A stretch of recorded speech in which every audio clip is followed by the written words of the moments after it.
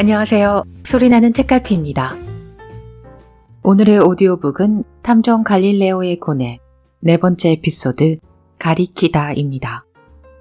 소녀와 소년의 풋풋한 고백으로 시작되는 이야기가 어느새 살인 강도 사건과 엮여 저는 나름 조마조마하며 이번 에피소드를 읽었는데요.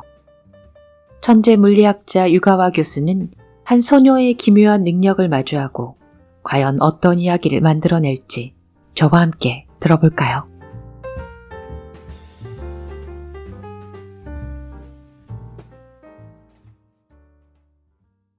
네 번째 사건, 가르키다. 1장. 전화가 걸려왔을 때 이미 호리베 고스케의 용건이 무엇인지는 대충 짐작이 갔다. 그래서 먼저 대답을 해줄 수도 있었지만 하즈키는 일단 참기로 했다. 만에 하나 그것이 오해라면 자신이 바보같이 생각될 것 같았고 무엇보다도 가상의 질문에 대해서는 그것이 온전히 대답해 줄 것 같지 않았기 때문이다. 호리베가 지정한 곳은 역 바로 옆에 있는 패스트푸드점이었다. 이야기만 할 거면 공원 벤치도 괜찮을 것 같은데 하즈키 쪽에서 먼저 그렇게 말할 수는 없었다. 오후 4시에 만나기로 약속하고 전화를 끊었다. 4시 5분 전에 역 앞에 도착한 그녀는 약속 장소인 패스트푸드점이 잘 보이는 편의점에 들어가서 잡지를 읽는 척하며 주위를 살폈다. 이윽고 호리베 고스케가 나타났다. 키가 훤칠하지만 자세는 그다지 좋지 않다. 그러나 다소 피로에 전 듯한 몸짓으로 걷는 그 모습이 하즈키는 좋았다. 평소에는 저렇게 늘어진 듯 보이다가도 일단 시합에 들어가면 매우 역동적으로 움직인다. 그런 점 때문에 이끌리는지도 몰랐다. 호리베는 하즈키의 1년 선배로 축구부 소속이었다. 그리고 그녀는 축구부 매니저를 맡고 있다. 호리베는 며칠 전에 중학교를 졸업했다. 그가 패스트푸드점으로 들어선 지 5분 정도 지난 다음 하즈키도 편의점에서 나와 그곳으로 향했다. 호리베는 창가 자리에서 아이스 카페오레를 마시고 있었다. 하즈키가 다가가자 수줍은 듯이 미소를 지었다. 넌 안 마실 거니? 그녀가 자리에 앉는 것을 보고 그가 물었다. 목마르지 않아요. 돈이 아까워서라는 말은 할 수 없었다. 주문하지 않으려고 일부러 호리베보다 늦게 온 것이다. 갑자기 불러내서 미안해. 다른 일이 있었던 건 아니야? 괜찮아요, 호리베 선배. 요즘 어떻게 지내요? 글쎄, 별로 하는 거 없어. 이렇게 지내다가는 고등학교 들어가서 헤맬 것 같은 생각마저 들어. 호리베는 말을 하면서 앞머리를 만지작거렸다. 긴장했을 때의 버릇이다. 축구부와 관련된 이런저런 이야기를 주고받았다. 호리베는 연신 입술을 축이며 앞머리를 만지작거렸다. 말을 주고받으면서도 별로 대화에 집중하는 것 같지 않았다. 이윽고 마음을 정한 듯 그는 등을 쭉 펴더니 하즈키를 바라보았다. 오늘 이렇게 부른 건 물어보고 싶은 게 있어서야. 그러고는 눈길을 주위로 돌리더니 말을 이었다. 마셉, 너 만나는 사람 있니? 예상했던 질문이었다. 하즈키는 고개를 저었다. 없어요. 라고 작은 목소리로 대답했다. 호리베가 안도하는 기색이 전해져 왔다. 그럼 나랑 사귀지 않을래? 너무 갑작스러운 데다 멋이라고는 눈꼽만큼도 없는 프로포즈였지만 하즈키의 가슴은 뜨거워졌다. 심장이 쿵쾅거리기 시작했다. 안 돼. 달리 좋아하는 녀석이라도 있는 거야? 그런 거 없어요. 그럼 오케이라고 생각하면 돼? 하즈키는 숨을 깊이 몰아쉬고 눈을 들어 그의 얼굴을 바라보았다. 지금 바로 대답해야 하나요? 그런 건 아니지만 왜? 난 빨리 대답을 듣고 싶은데. 생각 좀 해보고요. 그래도 되죠? 알았어. 언제 대답해 줄 거야? 금방 전화할게요. 아마도 오늘 중으로. 그럼 기다릴게. 기대해도 되겠지? 하즈키는 미소 지었다. 그러나 그 미소가 어색해 보인다는 것은 스스로도 알 수 있었다. 호리베와 헤어지고 나서 엄마와 단둘이 사는 연립으로 돌아왔다. 들어오자마자 자물쇠를 잠그는 건 몸에 밴 버릇이었다. 거실을 제외하고 방이라고는 하나뿐인 좁은 집이지만 불만스럽게 생각한 적은 없다. 엄마 기미코가 얼마나 고생하며 자신을 키우는지 하즈키는 누구보다 잘 알고 있었다. 방에는 접이식 책상이 놓여 있다. 하즈키는 그 앞에 정자하고 앉아 지갑을 열었다. 그 속에서 손톱보다 작은 수정 하나가 나왔다. 끝이 뾰족하고 윗부분에는 10cm 정도 길이의 사슬이 달려있다. 그녀는 그 사슬의 끝부분을 손가락 끝으로 집어들었다. 수정이 아래로 대롱대롱 매달렸다. 마음을 가라앉히고 눈을 감는다. 정지해 있던 수정이 천천히 진자운동을 시작한다. 그 움직임이 점점 안정되어 간다. 시계와 반대 방향으로 돌고 있다. 그녀에게는 그것이 예스라는 뜻이었다. 일단 진자를 멈추고 심호흡을 했다. 수정을 바라보며 다시 한번 눈을 감는다. 이번 질문은 호리베 고스케의 제안을 받아들이느냐 마느냐이다. 수정의 움직임이 손가락 끝으로 느껴지자 그녀는 눈을 떴다. 그 움직임을 보고 한숨을 내쉬었다. 그로부터 약 5분 후 그녀는 호리베 고스케의 휴대폰에 전화를 걸었다. 여보세요? 마세예요. 대답해 드릴게요. 호리베 선배의 마음 정말 고마워요. 그렇지만 저 입시 공부도 해야 하니까 역시 곤란할 것 같아요. 죄송해요. 마음을 정해버렸어요. 호리베 선배 여자애들한테 인기 좋으니까 좋은 여자친구 만날 거라고 믿어요. 죄송해요, 정말. 저도 마음이 안 좋네요. 그럼 안녕히 계세요. 일방적으로 그렇게 말한 뒤 그녀는 전화를 끊었다. 2장. 좁은 일방 통행로를 끼고 낡은 목조 주택들이 늘어서 있다. 지난 시절의 냄새를 풍기는 골목길이다. 그런 가운데 유독 집 한 채가 눈에 띄었다. 대문도 웅장하고 벽 안쪽에는 잘 가꾼 정원수들이 들어차 있다. 그 문을 감식 반원들이 오가고 있었다. 그들에게 방해가 되지 않을 위치에 서서 가오르는 수첩을 펼쳤다. 그녀 앞에는 구사나기와 기시아 형사가 서 있다. 구사나기는 휴대용 재떨이를 손에 들고 담배를 피우고 있었다. 피해자는 이 집에 사는 노이라 가세코 씨, 75살입니다. 1층 방에 쓰러져 있는 것을 자식들이 발견했답니다. 목에는 뒤에서 끈으로 조른 듯한 흔적이 남아 있습니다. 아직 흉기는 발견되지 않았고요. 아들과 며느리, 손자, 이 세 사람은 일주일 전에 하와이로 여행을 떠났다가 오늘 저녁에 돌아왔다고 합니다. 가오르는 메모를 보면서 말을 이었다. 아들이 마지막으로 피해자와 통화를 한 것은 사흘 전 오전 10시경. 이건 일본 시간이에요. 그 후 호놀룰루를 출발하기 직전에 다시 전화를 걸었지만 받지 않아서 걱정을 했다더군요. 자세한 것은 아직 모르지만 유해는 사후 적어도 이틀 이상 경과된 것으로 추정됩니다. 가족에게 확인해 본 결과 피해자가 쓰러져 있던 방만 어지럽혀져 있고 다른 방에는 범인이 침입한 흔적이 없다고 합니다. 방에 있는 옷장과 불단을 뒤진 듯합니다. 네, 범인은 아들 일가족과 하와이 여행을 떠난 걸 알고 그 틈을 노린 것 같습니다. 기시아 형사가 구사나기를 보며 말했다. 그럴 가능성이 크겠어. 빈집털이 전문이라면 바깥에서 슬쩍 보기만 해도 가족이 집을 비웠고 노인 혼자 지키고 있다는 정도는 알아챌지도 모르지. 구사나기의 말에 가오르는 선배 형사의 얼굴을 빤히 쳐다보고는 말했다. 근데 지나가는 길에 저지른 범행이라고 보기엔 몇 가지 석연치 않은 점이 있어요. 그게 뭔데? 아들 일가족이 돌아왔을 때 현관문이 잠겨 있었다고 하더군요. 창이나 유리문은 모두 안쪽으로 잠겨 있으니까 출구는 현관밖에 없는데 말이죠. 즉, 범인이 문을 걸어 잠그고 갔다는 겁니다. 실제로 집 열쇠가 사라지고 없었고요. 우연한 범행이라면 1초라도 빨리 도망쳐야 하니까 그런 짓은 하지 않았을 거예요. 보통의 범죄라면 그렇겠지. 하지만 예외도 있을 수 있어.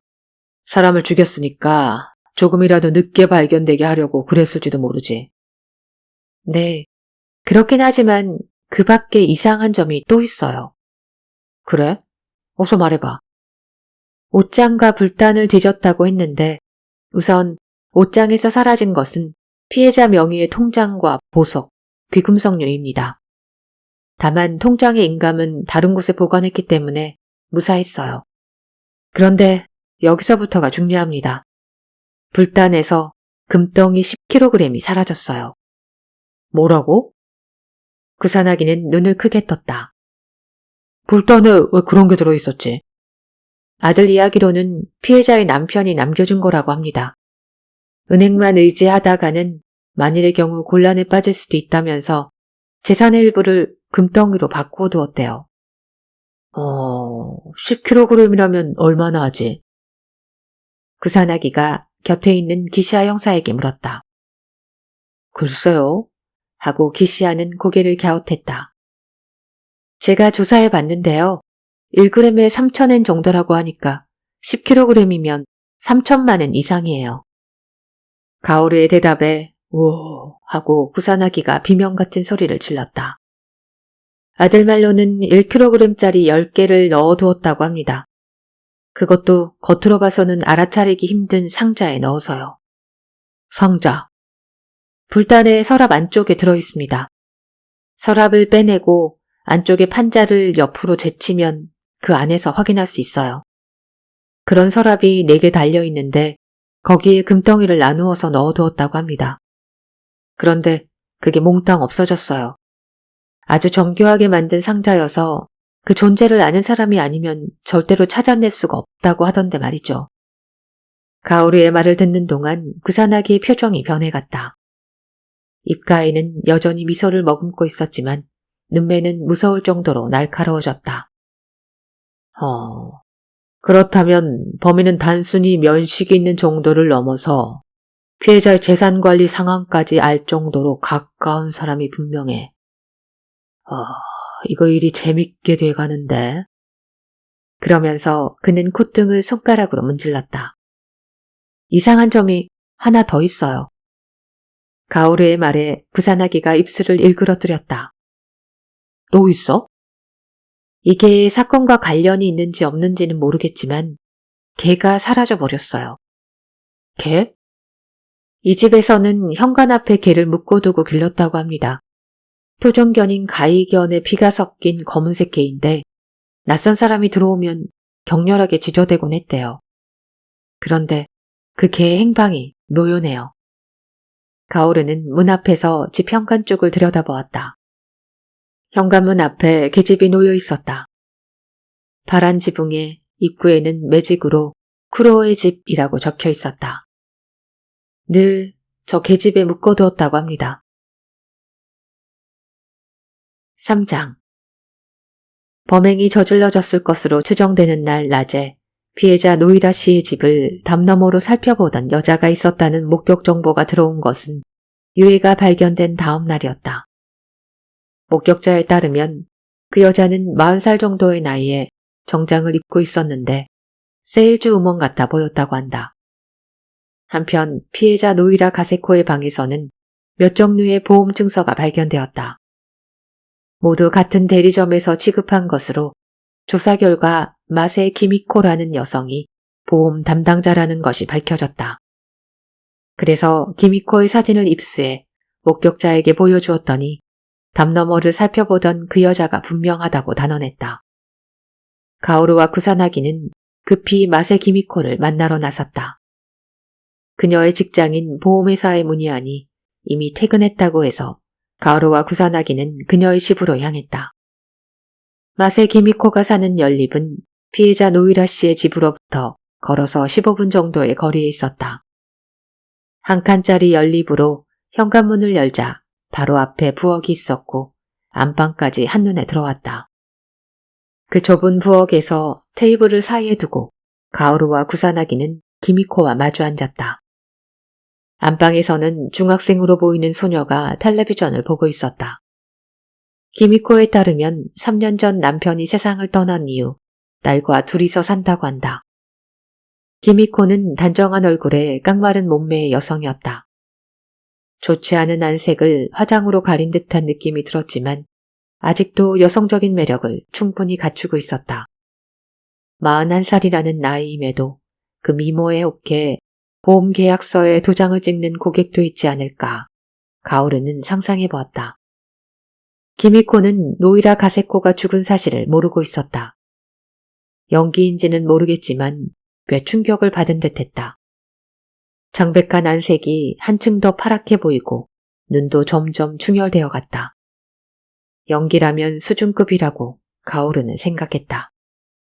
실제로 이 정도의 연기력을 구사하는 범인도 과거에 있었다는 것을 떠올리면서 기미코는 사건 당일에 피해자 노이라 씨의 집을 찾아간 사실을 인정했다. 노이라 가세코가 가입한 개인 연금에 대해 설명해 줄 것이 있어 찾아갔다고 한다. 오후 3시 넘어서 그 집에 들어가 4시경에 나왔다는 것이다. 마세 씨가 담 너머로 노이라 씨의 집을 엿보는 걸 본 목격자가 있습니다. 구사나기의 말에 하고 기미코는 고개를 끄덕였다. 사전에 연락을 하지 않아서 노이라 씨가 댁에 계시는지 확인하려고 그랬습니다. 담 너머로 말입니까? 집에 있는지 확인하려면 인터폰 벨을 누르면 되지 않나요? 그건 저도 잘 알죠. 그날도 인터폰을 누르긴 했습니다. 그렇지만 가능한 한 문 가까이 있고 싶지 않아서 그만 담 너머로 엿보게 되었어요. 문 가까이 있고 싶지 않았다. 왜죠? 그 집 쿠로 때문에요. 정말 너무 심하게 짖는 개라서 문에 다가서기만 해도 마구 짖어대거든요. 사실 저는 개를 무서워해서 그분 댁에 드나들 때마다 거의 죽을 각오를 하는 심정이었어요. 하하, 그랬군요. 그날도 쿠로가 짖었습니까? 물론이에요. 마세 씨가 돌아갈 때도요? 네. 기미코는 고개를 끄덕이다가 문득 의미심장한 표정을 지으며 구사나기를 바라봤다. 저 쿠로에게 무슨... 구사나기는 가오루 형사를 힐끗 본 후 다시 기미코 쪽으로 시선을 돌렸다. 사건 이후로 쿠로의 행방이 묘연합니다. 네? 기미코는 눈을 동그랗게 떴다. 짚히는 것이 없습니까? 지금으로서는 아주머니가 쿠로를 본 마지막 사람인 것 같은데요. 그렇군요. 하지만 전 별로... 기미코는 당황하는 기색으로 고개를 저었다. 질문이 하나 더 있는데요. 노이라 씨 댁에 있던 불단을 보신 적이 있습니까? 네, 있어요. 그 불단에 들어있는 것에 대해서 상담을 받은 적은요? 왜 그 얘기를 꺼내는지 의아하다는 표정이 이순 기미코의 얼굴에 스쳤다. 이 또한 연기일지 모른다. 금에 관해서 말인가요? 하고 그녀가 물었다. 네, 그렇습니다. 역시 알고 계셨군요. 불단의 비밀 상자에 대해. 네, 한번 본 적이 있습니다. 혹시 그걸 도둑 맞았습니까? 그 질문에 구사나기는 대답하지 않았다. 대신에 그 비밀 상자의 존재를 아는 사람이 또 있느냐고 물었다. 그녀는 고개를 갸웃하더니 모르겠다고 대답했다. 그렇습니까? 그럼 마지막으로 노이라 씨 댁을 나온 후 무얼 했는지 말씀해 주세요. 가능한 상세하게 말씀해 주시면 좋겠습니다. 구사나기의 물음에 기미코의 표정이 어두워졌다. 알리바이 확인이라는 사실을 눈치챘기 때문일 것이다. 단골 고객의 집을 몇 집 더 돌고 나서 사무실로 들어갔습니다. 아마 저녁 7시경이었을 겁니다. 그런 다음 시장을 보고 돌아왔고요. 집에 도착한 건 8시 정도였을 겁니다. 그 후에는요? 그냥 집에 있었습니다. 혼자서요? 아니요, 딸도 함께요. 그러면서 마세키미코는 고개를 살짝 뒤로 돌렸다. 여학생이 방에서 텔레비전을 보고 있었다. 대각선 방향으로 보이는 볼이 새하였다. 구사나기는 고개를 끄덕였다. 마세씨, 부탁이 있는데요. 집을 잠깐 보여주실 수 있을까요?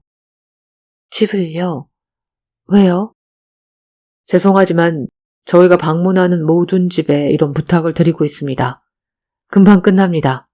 남자라면 저항감이 있을지도 모르니 여기 있는 이 여형사가 들어가도록 하겠습니다.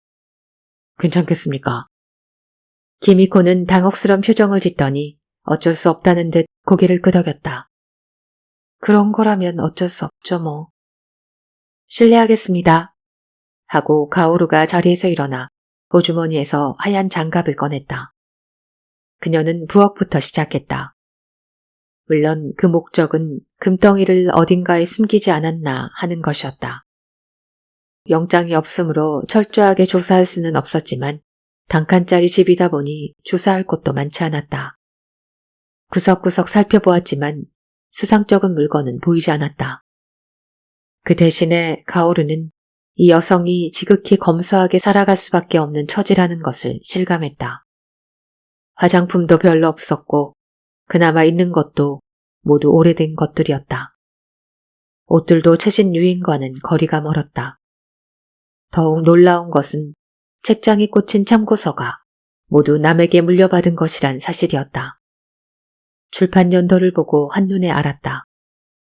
마지막으로 안방 벽장속을 조사한 후 가오르는 구사나기를 바라보며 고개를 끄덕였다.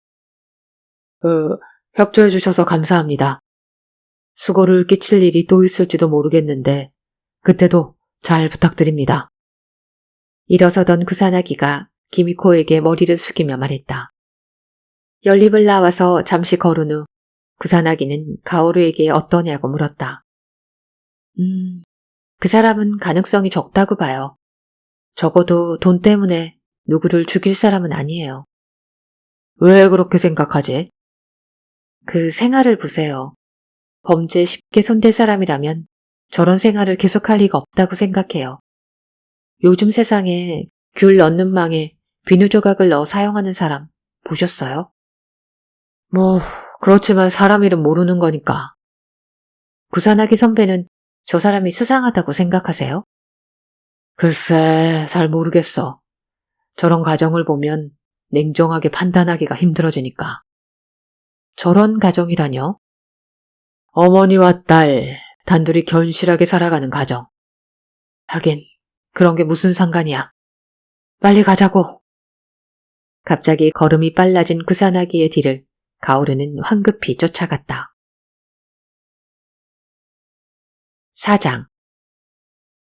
그래. 역시 사무실에도 왔었구나. 방금 돌아갔어. 알리바이라고 하나 그런 걸 물었어. 그건 몰라 아직. 의심하고 있을지도 모르지. 그리고 집안도 보여달라고 했어. 벽장소까지 자세히 보던데. 그건 여영사였으니까 괜찮아. 그럼 그러한 편이 좋을지도 몰라. 알았어. 그럼 내일 봐. 전화를 끊은 다음 기미코는 딸 하즈키 쪽을 보며 쓴웃음을 지었다. 우수이 씨? 딸 하즈키가 물었다. 내가 퇴근한 후에 사무실에도 경찰이 찾아갔었나 봐. 책상 속과 사물함을 조사한 모양이야. 도둑맞은 금덩이를 찾는다고. 바보 같아. 아무리 가난하다지만 그런 짓까지 할까 봐. 딸 하즈키의 목소리에 가시가 돋쳐 있었다. 형사들이 방을 조사하는 동안 하즈키는 솟구치는 울분을 참느라 얼마나 애썼는지 모른다. 엄마가 그날 찾아갔던 건 사실이니까 의심할 수도 있지 뭐. 그 불단에 숨겨진 비밀 상자에 대해 아는 사람도 그리 많지는 않을 거야. 그렇지만 엄마만 아는 게 아니잖아. 노우라 씨의 불단에 금이 숨겨져 있다는 것 나도 알아. 하긴 너도 알지. 그건 그렇고 정말 큰일이 벌어졌어. 장례식은 언제가 될까? 노이라 씨의 보험금 수속도 밟아야 하는데. 기미코는 벽에 붙은 달력을 바라보며 턱을 꿰었다. 용의자로 지목받고 있는 판에 피해자의 장례식과 보험금 걱정을 하다니 하고 딸 하즈키는 생각했다. 그렇지만 엄마의 매력은 섬세한 듯 보이면서도 어딘지 모르게 나사가 하나 빠진 듯한 언동이라고 생각한다. 그렇지 않았더라면 지금까지 모녀를 덮쳤던 그 많은 역경을 이겨내지 못했을 것이다. 하즈키의 아버지는 스스로 목숨을 끊었다. 연탄불을 피워놓아 일산화탄소 중독으로 사망한 것이다. 경영하던 회사가 도산하고 막대한 빚을 떠안게 되자 그 길을 선택하고 말았다. 가정의 기둥을 잃어버리고 비탄에 잠겨있던 모녀는 마냥 울고 있지만은 않았다. 엄마 기미코는 아는 사람의 소개로 지금의 일을 시작했다. 보험 판매는 그녀가 결혼하기 전까지 했던 일이기도 했다. 우수희 씨가 걱정하지 않았을까? 그랬겠지. 갑자기 경찰이 들이닥치면 누구라도 당황하기 마련이니까. 며칠 회사에 나오지 않는 게 좋지 않겠냐기에 나도 그러는 편이 좋겠다고 했어. 그 사람한테 패를 끼칠 순 없잖아. 엄마 기미코가 그 사람이라는 말을 사용한 건 정말 오랜만의 일이었다. 사실은 이런 때야말로 우스이에게 하소연이라도 하고 싶은지도 모르겠다고 날 하즈키는 생각했다. 우스이 도시카즈는 엄마 기미코가 일하는 사무실의 책임자이다. 그녀가 일을 시작했을 때부터 여러 가지 도움을 주었다고 한다. 엄마는 입버릇처럼 이렇게 말했다. 우스이 씨 아니었으면 평범한 주부가 커리어우먼으로 변신할 수 없었을 거야. 하즈키는 엄마가 우스이와 남녀관계를 맺고 있다는 사실을 어렴풋이나마 눈치채고 있었다. 우스이는 이혼한 사람이고 자식은 없다. 두 사람이 결혼을 결심한다면 결코 반대하지 않으리라 마음먹었다. 지금까지 기미코가 고생한 것을 생각하면 이제는 여성으로서 행복을 누릴 자격이 충분하다고 생각하기 때문이다. 요즘 들어 우스이 씨는 일주일에 한 번꼴로 집에 찾아온다. 물론 잠깐 와서 들고 온 캔맥주를 마시면서 기미코나 하즈키와 가벼운 대화를 나누는 정도이지만 재혼을 대비한 것이 아닐까 하즈키는 짐작하고 있었다.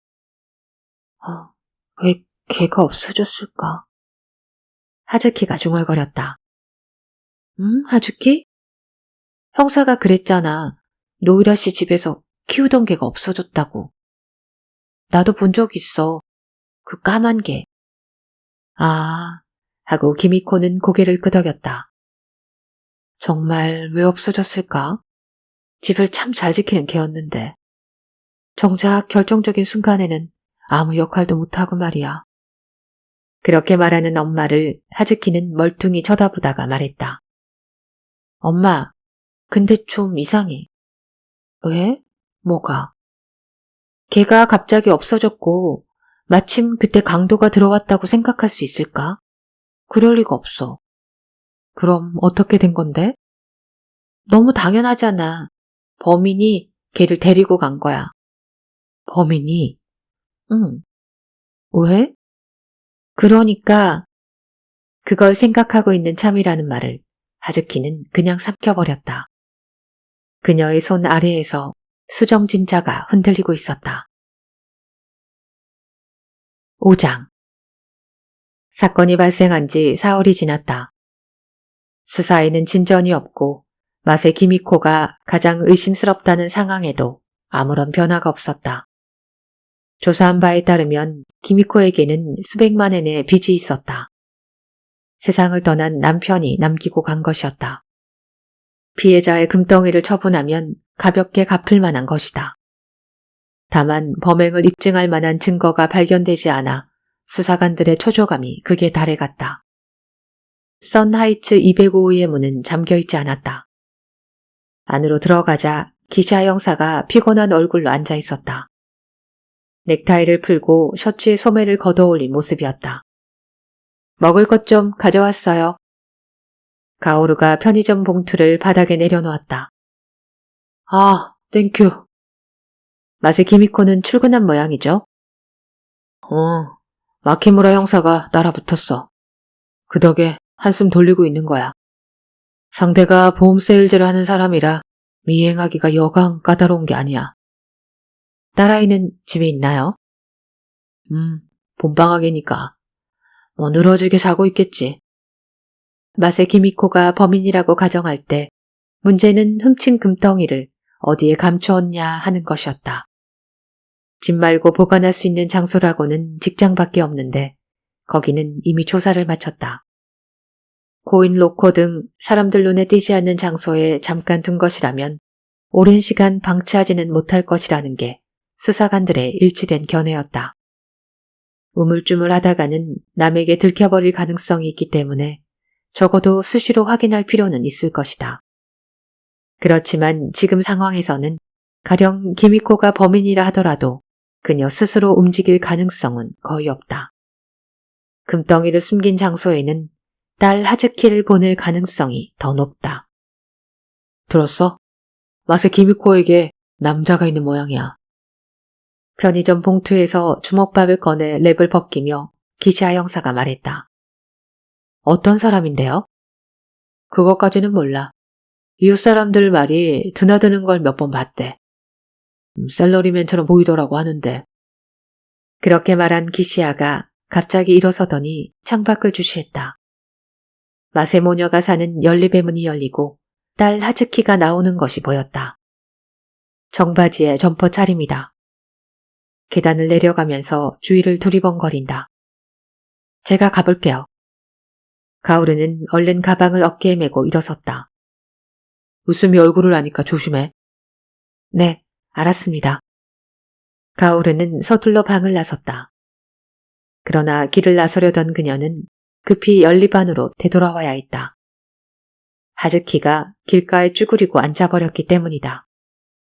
그늘에 숨어 엿보고 있자니 얼마 후 하즈키는 다시 일어서서 빠르게 걸어가기 시작했다.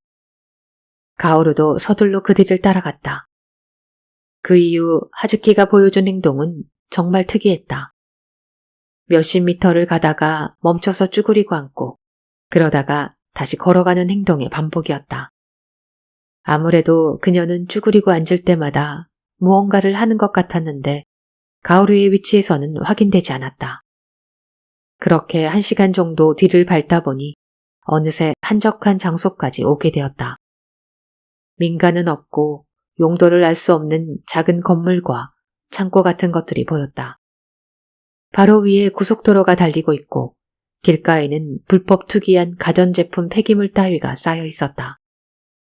그곳에 이르자 하츠키의 걸음이 느려졌다. 그녀의 시선이 버려진 쓰레기 더미 쪽을 향하는가 싶더니 그 자리에 멈춰섰다. 그런 다음 천천히 쓰레기 더미로 다가갔다. 그런데 갑자기 하즈키가 크게 뒷걸음을 치면서 손으로 입을 가리더니 그 자리에 얼어붙어 버렸다. 그것을 본 가오르는 자신이 어떤 행동을 취해야 할지 잠시 갈등했다. 아무래도 하즈키가 뭔가를 발견한 듯했다. 그게 뭔지는 그녀가 사라진 다음 확인해도 될 것이다. 그러나 가오르는 결심한 듯 재빨리 걸음을 옮겼다. 거의 달리다시피 했다. 발소리를 들었는지 하즈키가 가오르 쪽을 돌아보았다. 그러더니 눈을 화들짝 뜨고 반대 방향으로 돌아서 달려갈 듯한 자세를 취했다. 잠깐 기다려!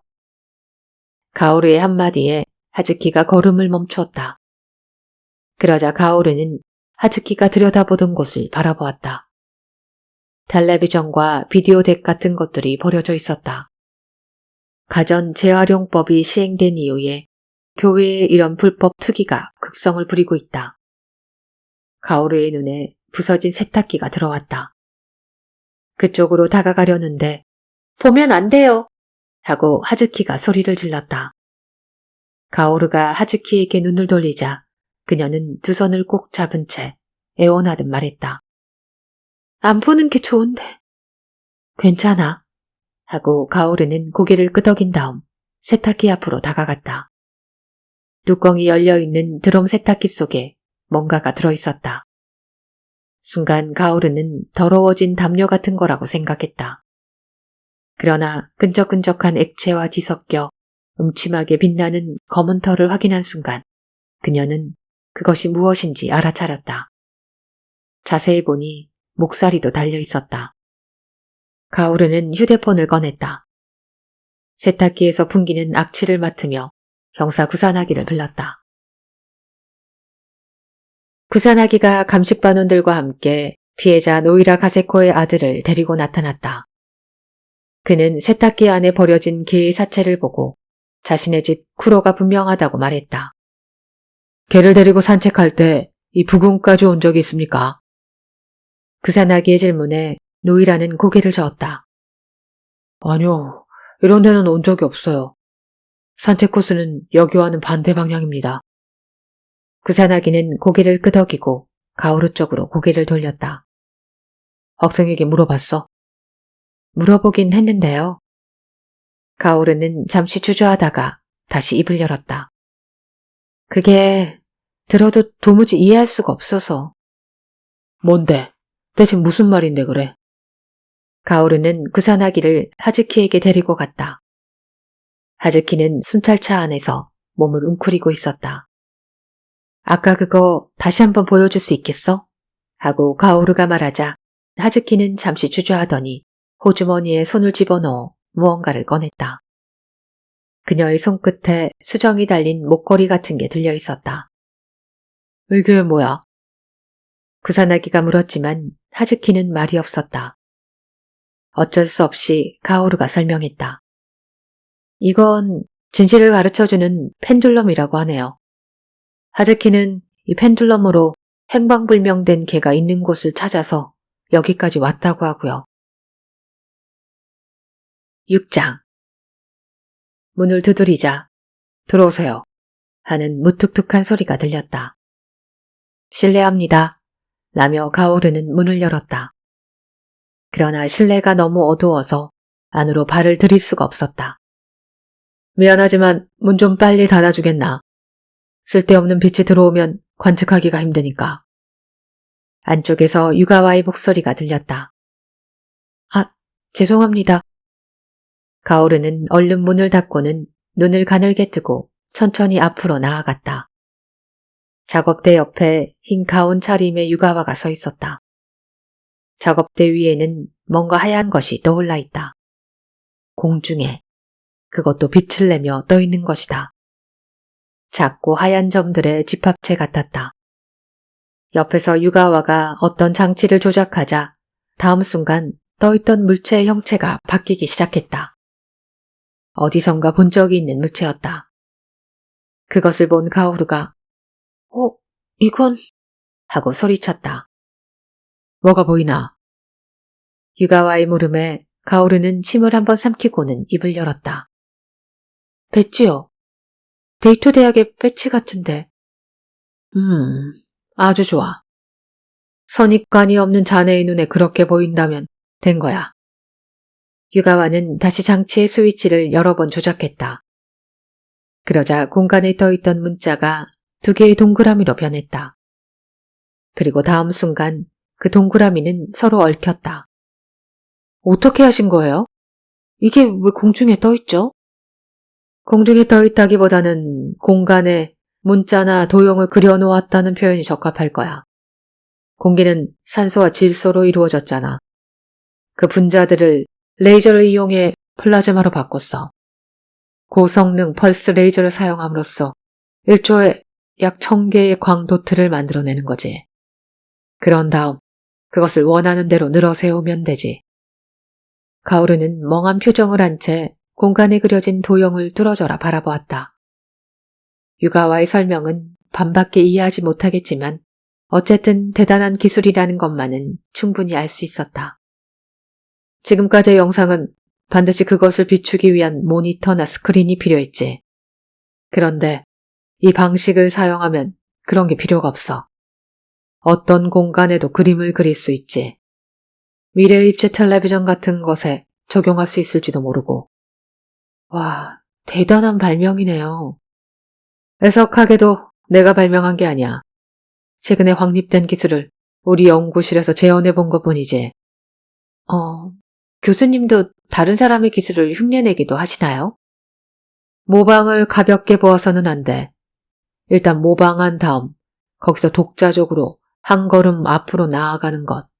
그것이 연구의 원리지. 유가와는 장치의 전원을 끈 다음 벽에 스위치를 올렸다. 자, 그럼 자네 이야기를 들어볼까? 다오징에 관한 거라며. 아, 네. 바쁘신데 죄송해요. 괜찮아. 나도 그런 데 관심이 있으니까. 일단 커피라도 한잔하지. 유가와는 하얀 가운을 벗고 개수대로 다가갔다. 의자에 앉아 인스턴트 커피를 한 모금 마신 유가와는 후 하고 숨을 길게 뿜어냈다. 뭉친 근육을 풀려는 듯 고개를 좌우로 돌리더니 손으로 안경을 매만졌다. 그러니까 그 중학생은 어떻게든 어머니 혐의를 풀어주고 싶었다. 그 말이지. 그래서 행방불명된 개를 찾으러 나섰고 개를 발견하면 범인을 찾아낼 수 있을 거라고 생각했다. 가오르는 고개를 끄덕였다. 개가 사라져버린 것이 이번 사건에서 큰 수수께끼로 남아있으니까 그렇게 생각하는 것도 무리는 아니에요. 그렇지만 설마 그걸로 찾아낼 줄은. 그거. 그러니까 진자를 사용했다고 했지. 구체적으로 어떻게? 전화로 말씀드렸듯이 수정이 달린 진자였어요. 그걸 손가락 끝에 들고 물었다네요. 개를 찾으려면 어디로 가야 하느냐고. 오른쪽인가 왼쪽인가 남쪽인가 북쪽인가 그런 식으로 말이죠. 그러면 진자가 yes 아니면 no로 대답을 해준대요. 우스미 양도 그렇게 하는 모습을 보았나? 네, 저도 지켜봤어요. 갈림길에 들어설 때마다 쭈그리고 앉아서 뭔가를 하더라고요. 하지만 그것이 진자를 흔들며 묻는 것인 줄은 전혀 몰랐죠. 유가와가 머그컵을 작업대에 내려놓았다. 그런 걸 다오징이라고 하지. 보통은 다오징 로드라는 L자형 금속 막대기 2개를 사용하지만 진자를 사용하는 방법도 있다더군. 유가와의 말에 가오르는 고개를 갸우뚱했다. 그게 과학적으로 타당하다고 할 수 있나요? 인터넷으로 조사해봤지만 잘 모르겠어요. 우물을 파는데 사용하는 것만은 사실인 것 같아요. 하지만 유사과학이라고 주장하는 글도 있더라고요. 그런가 하면 어느 수도국에서는 오래된 수도관을 찾기 위해 다우징을 했다는 글도 있었고요. 유가와는 쓴웃음을 지었다. 다른 초능력들과 마찬가지로 다우징은 아직도 반증이 불가능해. 왜 그렇죠? 다우징에 대해서는 옛날부터 과학자들이 증명하려고 실험을 많이 했어. 놀랍게도 21세기에 와서도 그런 실험이 실시되곤 했지. 하지만 결론적으로 말해 다우징 효과가 입증된 사례는 하나도 없어. 땅속에 묻힌 것을 찾는다든지 몇 개의 상자 가운데 안에 물건이 든 것을 알아맞힌다든지 하는 단순한 실험이었지만 확률 이상의 결과는 나오지 않았지. 간단히 말해 다우징을 사용하지 않고 단순히 감으로 대답한 경우와 결과가 별로 다르지 않았다는 이야기야. 그럼 역시 엉터리로군요. 아니, 그렇게 단언할 수만도 없다는 것이 이런 문제의 어려운 점이야. 특정 실험으로 의미 있는 결과를 얻지 못했다고 해서 다우징을 완전히 부정하기는 어렵거든. 실험의 방식이 잘못했을 수도 있고 실험에 도전한 다우저가 능력이 부족하거나 사기꾼일 가능성도 있으니까. 즉, 실험에서 어떤 결과가 나오든 다우징 자체를 부정하기는 어렵단 이야기야. 이것이 반증 불가능이라는 것이지. 그러니까 유가와 교수님은 믿지 않으신다는 거네요? 가오르의 말이 못마땅하다는 듯 물리학자는 미간을 찌푸렸다. 믿지 않는 거하고는 다르지. 나는 공정한 조건 하에서 실시된 실험의 결과라면 그것이 어떤 불가사의한 현상이든 믿을 준비가 되어 있네. 다만 그런 결과가 나오지 않는 이상 나로서는 할 말이 없다는 것뿐이야. 그럼 이번 경우는요? 마세하즈키가 다우징을 사용해 개의 사체를 발견한 건 엄연한 사실인데요. 그러자 유가와는 가오르의 얼굴을 빤히 쳐다보았다. 그러는 자네는 그 여학생의 말을 믿나? 그건 저도 잘 모르겠어요. 물론 제 두 눈으로 지켜봤으니 믿고 싶긴 해요. 하지만 그런 일이 과연 있을 수 있는지 의심이 드는 것도 사실이에요. 그 개의 사체가 발견된 후 수사에 뭔가 변화가 생겼나? 약간, 아니, 꽤 큰 영향을 받았다고 하는 게 맞겠죠. 개의 사체를 조사한 결과 몸속에서 독극물이 검출되었다. 농약 일종으로 아무래도 사료에 섞여 있었던 것 같았다. 개의 체내에서 독소가 나왔단 말이지. 그렇다면 살인사건과 무관하다고 할 수 없겠군. 범인이 개를 죽이고 그 사체를 처분했다고 보는 게 합리적이지 않을까. 그 개의 체중은 얼마나 되나? 약 12kg이요. 도둑 맞은 금이 10kg이라고 했지. 합쳐서 22kg. 평범한 여자가 옮기려면 카트가 필요하겠군. 네. 그리고 10kg의 금은 가방에 넣어 감출 수 있어도 12kg짜리 개는 숨기기가 힘들어요. 범인이 차를 이용했을 가능성이 높습니다. 그 여자 본 외판호는 차가 있나? 아니요. 렌터카도 조사해봤지만 현재까지 그녀가 차를 빌렸다는 기록은 나오지 않았어요. 그렇다면 개를 발견함으로써 꽤 혼란스러워졌겠군. 이가와는 즐겁다는 듯 번글거렸다. 그런데 왜 범인은 개의 사체를 숨겼을까? 그걸 모르겠어요. 가능성이 있다면 독약이 검출되는 것을 염려했다는 건데 물증을 남기고 싶지 않았다는 말인가? 그렇다면 처음부터 독약 따위를 사용하지 않았으면 될 거 아닌가? 유가와는 마치 혼잣말처럼 중얼거리더니 다시 카오르를 바라보았다. 그래서 경찰은 그렇게 귀중한 증거를 발견해준 여학생의 진술을 어떻게 받아들일 생각인가? 아직 결정된 바가 없습니다. 위쪽에서도 당황하는 기색이에요. 피의자의 딸이 다우징을 사용해서 개의 사체를 발견했다. 보고서를 그런 식으로 작성할 수도 없고 아주 곤란해요. 물론 그 위쪽에는 구산하기도 들어가 있겠지. 그래서 나한테 의논하러 온 거다. 그것까지 아신다면 이 수수께끼를 제발 좀 풀어주세요.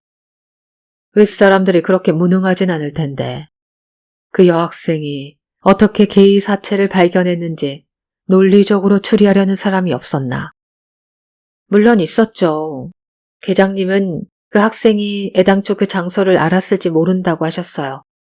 즉, 여학생 본인이 어떤 식으로든 사건에 관련되어 있다는 거죠. 그거 괜찮은 생각이군. 매우 논리적이고. 하지만 만일 그랬다면 다우징을 할 필요가 없지 않았을까요? 경찰의 익명으로 개의 사체가 있는 장소를 적어보내도 되는데 실제로 그 애는 개를 발견하게 되면 그렇게 할 생각이었다고 말했어요. 그리고 아까도 말씀드렸지만 저는 그 학생이 개를 발견하기까지의 과정을 처음부터 지켜보고 쫓아가고 있었어요. 가오르가 강한 어조로 그렇게 말하자 유가와는 진지한 표정으로 사색에 잠겼다. 그의 얼굴을 바라보며 가오르가 말을 이었다. 또 하나 덧붙일 게 있어요. 마세하즈키가 다우징을 한다는 사실을 학교 동급생들은 다 알고 있다는 거예요. 친구들 앞에서 내놓고 하는 경우는 많지 않았지만 보았다는 친구들도 있어요. 정말 잘 맞힌다고 그렇게 말하더라고요. 마세하즈키가 다니는 중학교의 교문 근처에서 가오루가 몇몇 학생들에게 들은 이야기였다. 물론 살인사건의 수사라고는 말하지 않았지만 자신이 경찰이라는 신분은 밝혔다. 학생들은 진지한 태도로 대답해 주었다. 팔짱을 낀 채 고개를 숙이고 있던 유가와가 고개를 들었다. 그 학생을 한번 만나게 해줄 수 있을까? 가능하다면 여기 이 연구실에서. 알았습니다.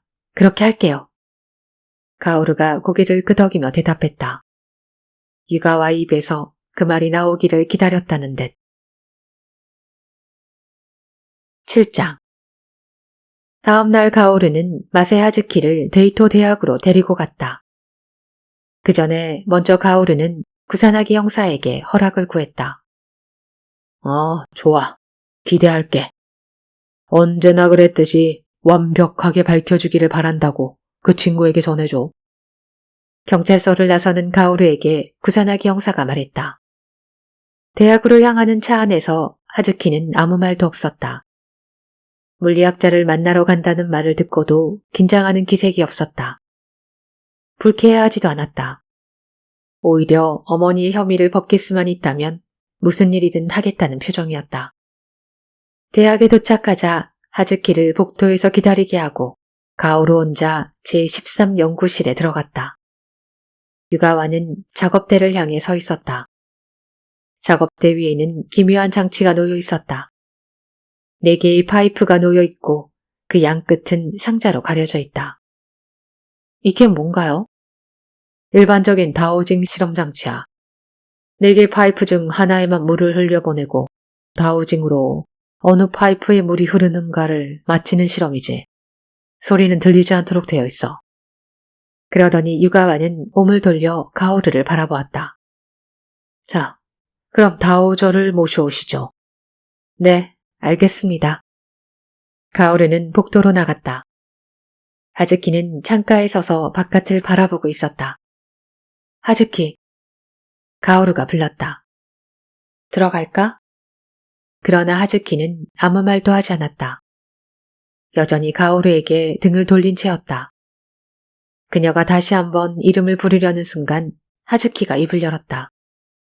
정말 높네요. 응? 대학 교정이 이렇게 넓을 줄은 몰랐어요. 우리 중학교하고는 비교도 안 돼요. 그러더니 뒤를 돌아보았다. 형사님도 대학 나왔어요? 나오긴 했지. 별로 유명한 곳은 아니지만. 그렇겠죠. 요즘 세상에 대학을 나오지 않고서는 형사가 될 수도 없을 테니까. 그렇지는 않아. 고졸도 많아. 하지만 그런 사람들은 고생할 테죠. 대학 출신자들과 경쟁을 해야 하니까. 진급도 많이 늦겠죠? 그건 일반 회사나 관청도 마찬가지지. 그렇겠죠. 라고 중얼거리더니 하즈키는 도전적인 눈길로 가오르를 바라보며 말했다. 그렇지만 난 대학 같은 데는 가고 싶지 않아요. 대학을 나와도 바보 같은 사람이 너무 많으니까요. 고등학교를 졸업하면 바로 일을 할 거예요. 대학 출신에게 절대로 지지 않을 거예요. 그래, 그런 결심이라면 충분히 가능할 거야. 가오르는 미소 지었다. 자, 유가와 교수님께 가자. 네, 하고 하즈키가 대답했다. 수정진자를 들고 말없이 살펴보던 유가와는 고개를 끄덕이더니 그것을 하즈키에게 내밀었다.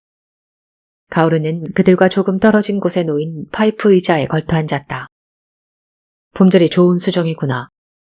이걸 어디서 구했지? 5살 때 할머니가 사주셨어요. 돌아가신 아버지 어머니요. 할머니는 이걸 준 후 얼마 안 돼서 돌아가셨어요. 병으로 오랫동안 누워서 지내셨거든요. 얼마 남지 않았다는 걸 아시곤 제게 이걸 주셨는지도 몰라요.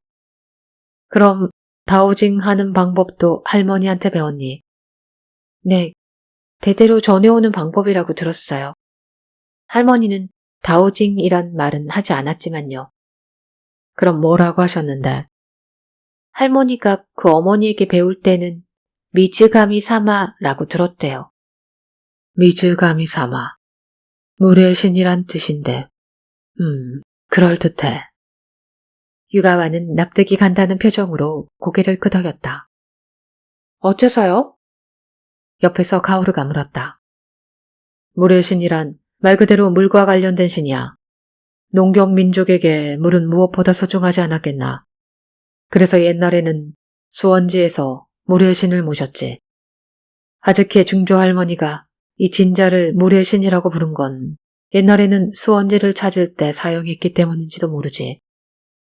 그러면서 유가와는 하즈키 쪽으로 고개를 돌렸다.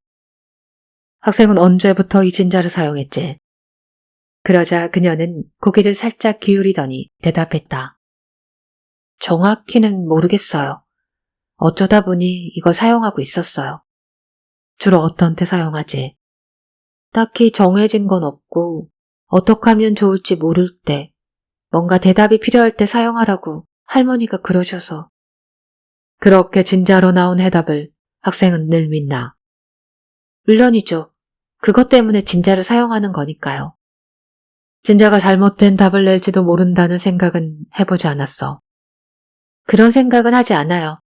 그런 식으로 의심하면 진짜는 해답을 주지 않아요. 실제로 진짜로 구한 해답이 잘못된 경우도 없었고. 없었어요. 한 번도. 네. 하즈키는 유가와의 눈을 똑바로 바라보며 대답했다. 유가와는 숨을 크게 내쉬었다. 진짜가 대답할 수 없는 문제는 없을까? 저는 없다고 생각해요. 그럼 이 진짜만 있으면 학생은 뭐든 알 수 있는 거네. 내일 날씨도, 시험 문제도. 유가와가 도발적인 어투로 말했다. 그러나 하즈키는 별로 흥분하는 기색도 없이 슬며시 웃었다. 쓴웃음이라고 할 수도 있을 그 미소를 보고 가오르는 조금 놀랐다. 할머니가 그러셨어요. 이 진짜를 욕심을 채우기 위해 사용하면 절대 안 된다고. 이를테면 경마나 복권 같은 것에. 그렇게 말한 다음 하즈키는 살짝 어깨를 움츠렸다. 사실은 딱 한 번 시험 문제를 물어본 적이 있어요. 그 결과는? 하즈키는 고개를 저었다. 안 됐어요. 거부당했어요. 거부. 진짜를 사용할 때는 반드시 어떤 순서를 밟아야 하거든요. 지금부터 내가 하려는 일이 타당한지 아닌지를 먼저 물어봐야 돼요. 시험 문제를 알고 싶은데 이게 옳은 일입니까? 라고요. 진짜의 대답은 노였어요. 역시 이런 짓을 해서는 안 되는구나 싶어 그만뒀고요. 의자에 몸을 기대고 하즈키의 말을 듣고 있던 유가와는 가오르를 힐끗 바라보고는 다시 하즈키에게 시선을 돌렸다. 그럼 개의 사체를 찾으려고 했을 때도 우선 그게 옳은 일인지 아닌지를 진자에게 물어보았겠네. 네. 진자의 대답은 예스였다. 네. 그런 다음에는 구체적으로 어떻게 했지? 우선 발견하는 장면을 머릿속에 그려봤어요. 그 집 개는 몇 번 본 적이 있어서 별로 어렵지가 않았어요. 그 개의 이미지를 나도 알 수 있게 말해줄 수 있겠니? 유가와의 질문에 하즈키는 눈을 깜빡거렸다. 그녀가 처음으로 내보이는 마음의 동료가 아닐까 가오르는 생각했다. 털이 새까맣고 잘 짖는 개예요. 당장이라도 물어뜯을 것 같은 기세로 저를 노려봐요. 길을 빳빳하게 세우고 이를 드러낸 채. 그런 개예요. 그렇게 이미지를 떠올린 다음에는 집을 나서서 진짜로 행선지를 물으면서 계속 쭉 가요. 그런 행동이 옳은지 옳지 않은지는 물을 필요가 없고 그것도 물어요. 갈림길이 나올 때마다. 네. 하즈키는 낮은 목소리로 대답했다. 유가와는 팔짱을 끼고 그녀를 바라보았다. 최근에 그것 말고 진짜를 사용한 적이 있니? 사건과 관련 없는 일도 괜찮아. 하즈키는 약간 망설이는 듯 고개를 숙였다가 이내 마음을 정했다는 듯 고개를 들었다. 얼마 전에 한 선배가 사귀자고 했어요. 오래전부터 마음에 들어있던 사람이라 그러고는 싶었지만 사귈 만한 여유가 없을 것 같기도 해서 진자에게 물어봤어요. 그만두는 게 좋겠다는 대답이 나와서 거절했어요. 옆에서 그 말을 듣고 있던 가오르는 깜짝 놀랐다. 그런 일까지 진자에게 물어보는 줄은 몰랐기 때문이다. 그런 결정을 내리고 후회되지 않았나? 유가와가 물었다. 후회 안 해요. 그 얼마 후에 그 선배가 다른 여학생하고 데이트하는 걸 봤거든요. 아마 적당히 놀아줄 애만 있으면 누구라도 괜찮았을 거예요. 전 고등학교 입학시험도 쳐야 하니까 그게 정답이었다고 생각해요. 그러더니 하즈키는 싱긋 웃으며 이렇게 덧붙였다. 진짜는 절대로 틀리지 않아요. 유가와는 팔짱을 풀고 자신의 두 무릎을 탁 쳤다. 내 질문은 이상. 고마워. 이제 끝났나요? 하즈키가 맥이 빠진 듯한 어투로 말했다. 실험 같은 거 안 해도 되나요? 괜찮아. 이걸로 충분해. 유가와는 가오루 쪽을 바라보았다. 집까지 데려다주고 오지. 그 말을 듣고 가오르는 자리에서 일어섰다. 그 교수님이 제 말을 믿어준 건가요? 돌아가는 차 안에서 하즈키가 중얼거리듯 물었다. 어른들에게 진자에 대해 말하면 내 속임수나 착각 같은 거라고 말했는데. 저분은 아무런 근거 없이 함부로 단정하지 않아. 그런 것 같았어요. 하즈키를 집까지 데려다 준 다음 가오르는 데이토 대학으로 다시 돌아갔다. 연구실을 나설 때 유가와가 다시 찾아오라고 말했기 때문이다. 근데 왜 실험해보지 않으셨어요? 연구실에 들어서자마자 가오르가 물었다. 처음에 말했잖아. 필요하면 실험을 할 거라고. 그 애랑 이야기를 나눠보고는 그럴 필요가 없다고 판단했네. 왜죠? 결론부터 말하자면 그 애는 거짓말을 하고 있어. 다오징으로 개의 사체를 찾아낸 게 아니더군. 그 애는 집을 나설 때부터 그 장소를 알고 있었어. 어떻게 그렇게 단정할 수 있나요? 그 애는 집을 나선 다음 행선지를 진짜로 물었다고 했어. 원래는 그 전에 그걸 해야 하는데도 말이야.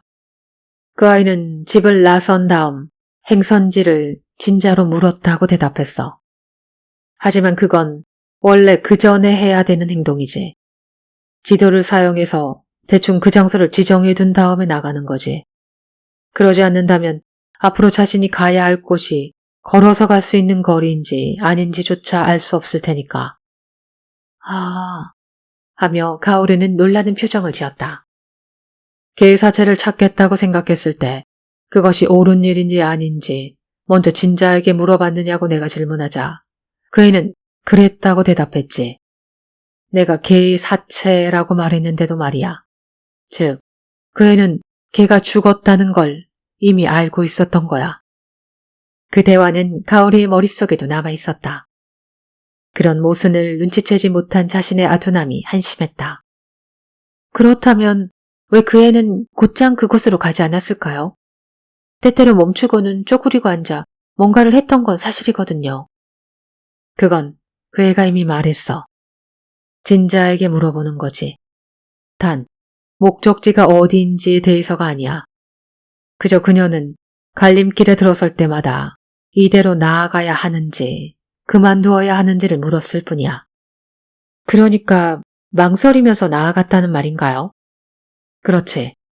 아마도 그 애는 어떤 근거를 가지고 개의 사체가 있는 장소를 미리 추측했을 거야. 그렇지만 그걸 경찰에 말할 수는 없었어. 그 애만의 말 못한 사정이 있었던 거겠지. 그래서 우선 자신의 눈으로 확인해 보려고 했던 거야. 그렇지만 그런 행동조차 그 애한테는 대단한 결단이 필요한 일이었어. 그렇기에 도중에 몇 번이나 진자에게 물어본 거지. 자신의 이런 행동이 타당한 것인지 계속 나아가야 할지를 말이야. 우스미 양 스스로도 한번 생각해봐. 자신이 사건에 관한 중대한 사실을 알게 되었다 라고 가정하자고. 그것으로 범인을 밝혀낼 수 있을지 모르지만 그것을 경찰에게 이야기하기는 망설여져. 그건 어떤 경우에 그럴까? 가오르는 곰곰이 생각해 보았다. 그리고 하나의 결론을 내렸다. 범인이 아는 사람일 때. 그렇지. 그 애는 가까운 누군가를 의심하고 있어. 그리고 그 사람이라면 과연 개의 사체를 어디에 숨길까 생각하다 그 장소가 떠오른 거지. 그 애랑 이야기를 좀 해봐야겠어요. 가오르는 자리에서 벌떡 일어났다. 그럴 필요는 없을 거야. 아마도 범인은 간단히 잡힐 수 있을 거야. 그러면서 유가와는 덧붙였다. 범인에게 어떤 표시가 있을 테니까. 8장 마세 기미코의 상사이면서 연인이기도 한 우스이 도시카즈가 체포된 건 가오루가 하즈키와 유가와를 만나게 한 날로부터 사흘 뒤의 일이었다. 우스이 도시카즈의 방 천장에서 금덩이가 발견되었고 이후 그는 모든 걸 자백했다. 노이라 가세코가 금덩이를 불단에 숨겨놓았다는 사실을 연인인 기미코에게 전해들은 우스이는 그걸 훔쳐야겠다고 마음먹었다. 그는 회사의 공금에 손을 대고 있었고 하루라도 빨리 그 구멍을 메워야 했다. 마침 그런 때에 노이라의 장남 가족이 집을 비운다는 사실을 기미코에게 우연히 듣게 된 것이다. 우스이는 이것이야말로 하늘이 내린 기회라고 생각했다. 기미코가 노이라 가세코를 방문한 지 얼마 안 되어 우스이는 노이라 씨의 집을 찾아갔다. 아랫사람이 늘 신세를 지고 있다고 인사하며 집 안으로 들어간 다음 뒤에서 갑자기 피해자의 목을 졸랐다. 그러나 그 시점에서는 금덩이를 가져가지 않고 그대로 열쇠를 찾아 현관문을 잠근 다음 그 열쇠를 들고 밖으로 나왔다. 그 이유를 우스이는 불단에 금덩이가 감추어져 있다는 사실은 알았지만 구체적으로 어떤 식으로 보관되어 있는지는 몰라 찾는 데 시간이 좀 걸리지 않을까 싶어 밤에 다시 찾아가서 천천히 찾아볼 생각이었습니다. 라고 말했다. 또한 노이라 씨의 집을 떠날 때 그는 개밥 그릇에 농약을 뿌린 서류를 집어넣었다. 밤에 다시 올 때 개가 짖는 것을 방지하기 위해서였다. 밤이 깊어지자 우스이는 차를 가지고 노이라의 집으로 향했다. 차는 조금 떨어진 곳에 세워두었다. 농약이 든 사료를 먹은 개는 축 늘어진 채 꼼짝도 하지 않았다. 우스이는 노이라 가세코의 방으로 들어가 불단을 뒤진 끝에 숨겨둔 상자를 찾아내 금덩이 10kg을 모두 꺼냈다. 그것을 가방에 넣어 끌어안고는 현관으로 나와 문을 잠갔다. 거기까지는 완벽했다. 그러나 탈출하려고 대문으로 향하는 도중에 예상하지 못한 일이 벌어졌다. 죽은 줄 알았던 개가 갑자기 벌떡 일어나더니 이빨을 드러냈다는 거예요. 가오르가 말했다. 대단한 집념이죠. 독이 든 사료를 먹고 죽을 지경이 됐는데도 집을 지키는 자신의 임무를 다하려고 했으니까요. 그러다가 물렸겠지 하고 유가와가 물었다. 네, 오른 발목을요. 우스이가 죽을 힘을 다해 떨쳐내자 개는 힘이 빠져서 그 자리에 축 늘어졌대요. 그렇지만 그대로 두면 이빨에 묻은 자신의 피 때문에 이후 덜미가 잡힐지도 모른다는 생각이 들어서 개의 사체를 처리하기로 했답니다. 상처는 어느 정도야? 꽤 깊었던 것 같아요. 약간 절면서 걸을 정도로. 그 정도 상처였다면 숨기기 힘들었을 텐데. 그때 교수님의 분석이 큰 도움이 됐죠. 범인에게 틀림없이 개한테 물린 상처가 있을 거라는 직관. 감식반에서 개의 사체를 다시 조사한 결과 이빨에서 사람의 혈액이 검출되었다. 그래서 마세모녀의 주변 인물들을 조사해본 결과 우스이 도시카즈라는 존재가 부각되었다. DNA가 일치된다는 사실을 확인하고 그를 체포하게 된 것이다. 그저 평범한 소녀가 범인을 추리했다면 아주 명확한 근거가 있을 거라고 생각했네. 게다가 그것이 개와 관련이 있지 않나. 혹시 범인에게 개와 접촉한 흔적이 남아있지 않을까 생각했지. 그래서 그 여학생에게도 개에 대한 이미지를 물어본 거야. 우스미 양도 그날 함께 들었겠지만 물어뜯을 될 것 같다고 표현했잖아. 그러니 범인은 개에게 물린 자국이 있고 그 애가 그걸 우연히 본 건 아닐까. 그렇게 추측해보는 건 당연하지. 범인이 개의 사체를 일부러 숨긴 이유도 설명이 되고. 네, 오늘 아침에 하즈키 양을 만났어요. 범행 다음 날 우스이가 집에 찾아왔었대요. 그리고 그때 우연히 우스이의 상처를 본 모양이고요. 분명히 개에게 물린 자국으로 보였대요. 그렇지만 우스이에게 그간 도움을 많이 받아왔고 어머니와의 사이를 알기 때문에 말을 할 수 없었던 것 같아요. 그래도 만일 개의 사체를 발견하게 되면 익명으로나마 경찰에 신고할 생각이었다고 하고요. 그 아이는 그 장소를 이전부터 알고 있었던 건가? 예전에 우스이가 이웃집 고양이를 사고로 치게 되어서 사체를 거기에 버린 적이 있었대요. 우연히 지나가는 말로 한 이야기를 하즈키는 기억해냈던 모양이에요. 그랬었군. 개나 고양이의 사체를 처분할 만한 장소는 생각보다 그리 많지 않으니까. 하즈키가 사실을 말해준 덕분에 보고서도 쉽게 쓸 수 있었어요. 그런데 교수님께 한 가지 물어보고 싶은 게 있어요. 그게 뭔가? 왜 그날 다우징 실험장치를 사용하지 않으셨어요? 저는 교수님이 다우징의 힘을 과신하는 그 아이의 환상을 깨트려 줄 거라고 생각했는데. 그러자 유가와는 웃음이 가오리의 얼굴을 빤히 바라보고는 한숨을 쉬더니 고개를 저었다. 자네는 아직 과학이라는 걸 잘 몰라. 유가와의 그 말에 가오르는 조금 불쾌한 기분이 들었다. 제가요? 과학은 신비로운 것을 무작정 부정하지는 않아. 그 아이는 진자를 가지고 자신의 내면과 대화를 나누고 있었던 거거든. 망설임을 떨쳐버리기 위해 결단을 내리는 수단으로 사용하는 것에 지나지 않지. 그러니 진자를 움직이는 건 바로 그의 양심이야. 자신의 양심이 무엇을 지향하는지를 가르쳐주는 도구가 있다니 그 얼마나 행복하겠나. 그런 건 우리가 참견할 일이 아니지. 진지한 표정으로 말하는 유가와를 바라보며 가오르는 입가에 미소를 띄었다. 근데 혹시 교수님도 그의 다우징이 진짜이기를 바라시는 건 아닌가요? 그러자 유가와는 입을 다문 채 의미심장하게 한쪽 눈을 찡긋하더니 커피잔으로 손을 뻗었다.